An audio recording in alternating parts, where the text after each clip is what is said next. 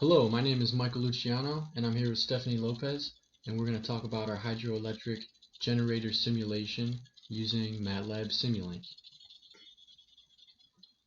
First, I'll go over the layout we have. The main components of the block diagram are the power GUI, the synchronous machine, our hydraulic turbine and governor, and the excitation system. We have our feedback loop here and a couple of scopes here with a gain converter because all the signals coming from the bus selector are in per unit, so we have converted them back to SI units. Okay, so to start, we're going to talk about the power GUI box. This is what initializes our system, and this box is also used for a lot of other complex parameter changes and calculations that you can use for a lot of other things. As you can see here, there's a lot of things you can mess with, but we're going to focus on the machine initialization.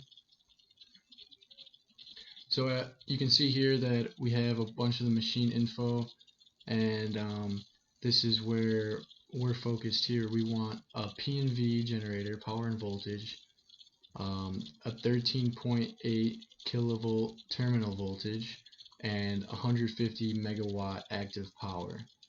We also want the machine initialization frequency to be 60 Hertz so that it can be synchronous with the grid. And when this is all set up, we click compute and apply, and it takes a second to update everything. When it's computing and applying, it changes various parameters in the generator and the turbine and the exciter. It sets the reference values and also changes some of the initial conditions and the resistance and reactance values inside the systems. And when it's initialized, then we can talk about the next thing.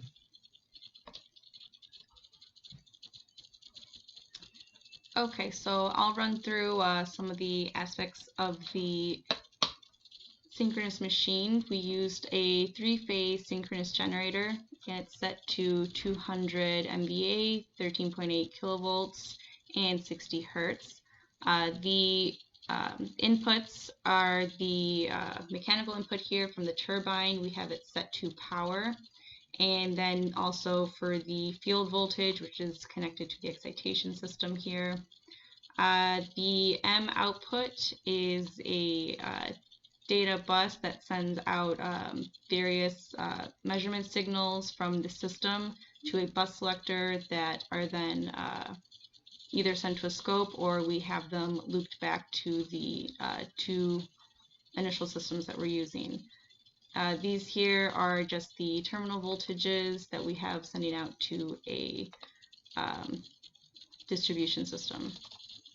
So when you open it, this is the initial configuration. We have our mechanical input set to power. You could also do speed or the rotational port. Salient pole for hydroelectric generators. These are some of the specs. This is where we set the initial parameters, and the reactances, resistances, and initial conditions here are all affected by the GUI, so we don't have to touch it too much. And then in the load flow, we have a active power generation of 150 megawatts, and this helps the GUI to set the initialization for the power load. Next, in the hydraulic turbine and governor system, we see we have 5 inputs here.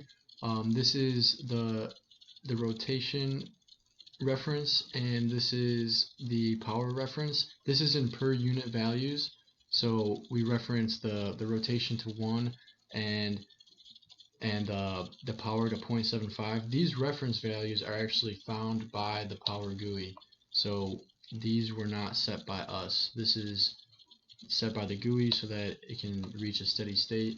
When you mess with these numbers, we notice that it really doesn't change the shape of the graphs, the data graphs of the output. It just changes how fast the system actually reaches steady state. And for the other inputs, we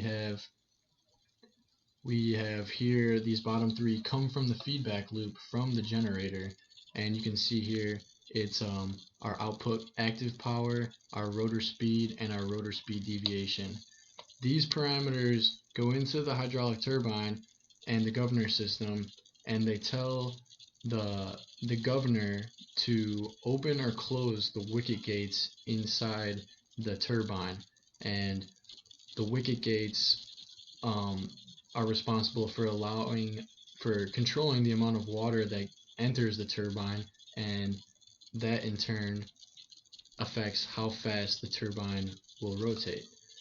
So if we click on the hydraulic turbine, we see we have a lot of parameters about the servo motor, the gate opening limits, droop and regulator, the actual turbine, and the initial mechanical power. This is all taken care of by the power GUI. And next, for the excitation system, we have another reference voltage in per unit values. That's why this is 1. This is also taken care of by the power GUI. And we have two inputs here. It is the stator voltage on the D and the Q axis. These also come from the feedback loop from the generator. And if we click on this, we see more parameters, and again, these are all taken care of by the power GUI.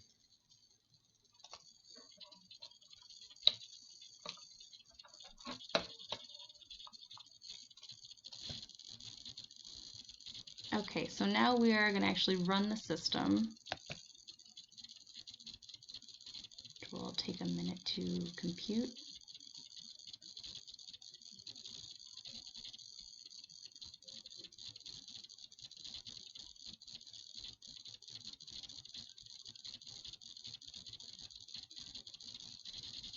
And there we go.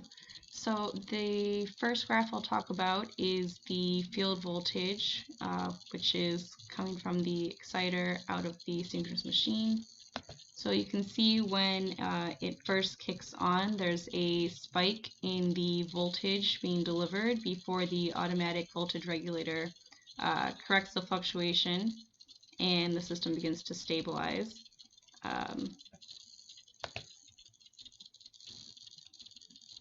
Next, we'll look at the terminal voltage here. And again, the system starts a little over 1, and then due to the fault spikes down to around 0.4, and then quickly begins to stabilize again. Now for the speed, we're going to see that this is in radians per second, and it spikes pretty fast, and then because of the fault, and then due to the feedback PID system, it will reach a steady state at about 377 radians a second.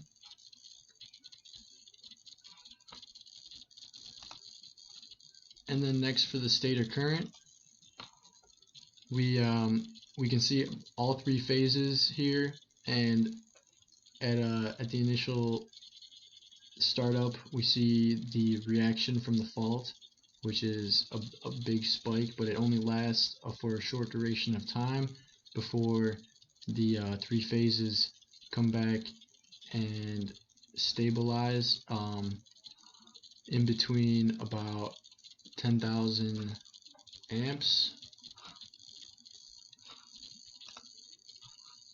And then finally, the output power. We see the fault reaction, the noisy power that lasts for about a half a second, and then as the PID system corrects it, we see it stabilize steady state at about 150 megawatts.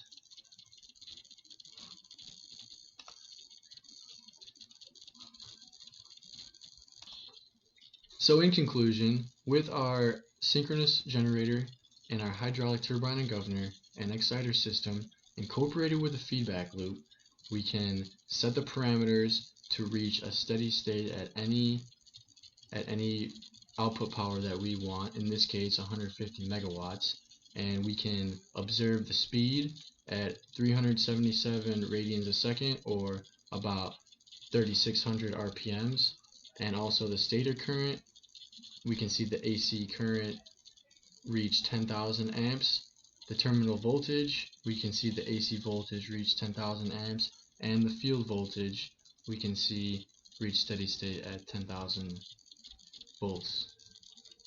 I meant to say volts for this one as well. But anyways, that concludes our simulation. Thank you very much.